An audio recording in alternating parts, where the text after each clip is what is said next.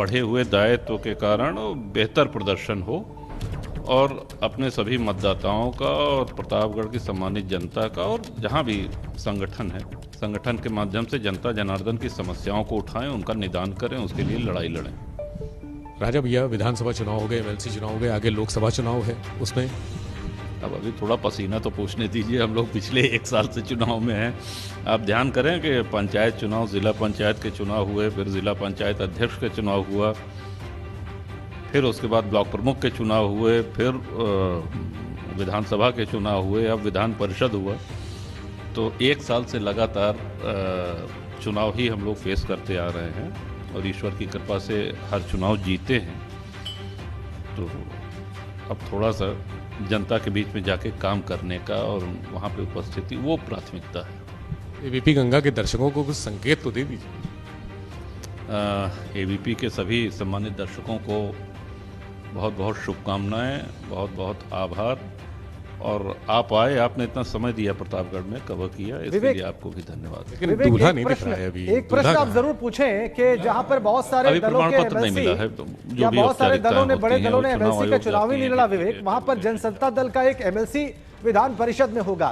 तो जनसत्ता दल के एमएलसी के तौर पर जनसत्ता दल के एमएलसी की भूमिका क्या होगी विधान परिषद में? किस तरफ वो दिखाई देंगे सत्ता पक्ष और प्रतिपक्ष के बहस के बीच में, टकराव के बीच में? विवेक, ये जरूर जानने का प्रयास करें।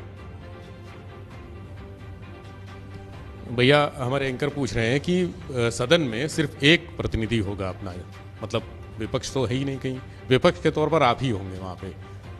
अगर देखें तो 36 सीटों में सारी भाजपा के पास चली गई, निर्दलीय एक आध रहे और दल के रूप में एक आप हैं, तो क्या भूमिका रहेगी आपकी? हमेशा हमने माना है कि सकारात्मक विपक्ष की भूमिका रहनी चाहिए।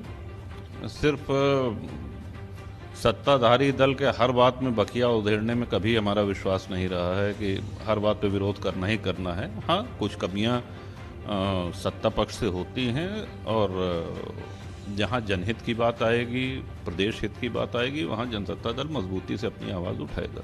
तो खैर, लोगों का जुड़ाव है जनसत्ता दल, क्या आपसे जुड़ाव है यहाँ पर?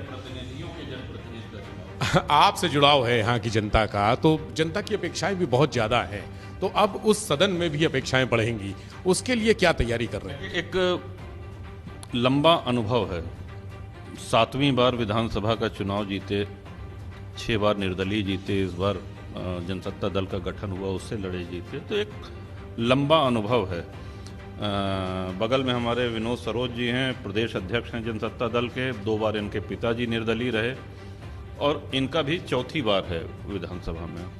तो जनता के बीच में रहते हैं, जन समस्याओं का निवारण करते हैं, निराकरण करते हैं, तभी बार बार जनता का आशीर्वाद मिलता है।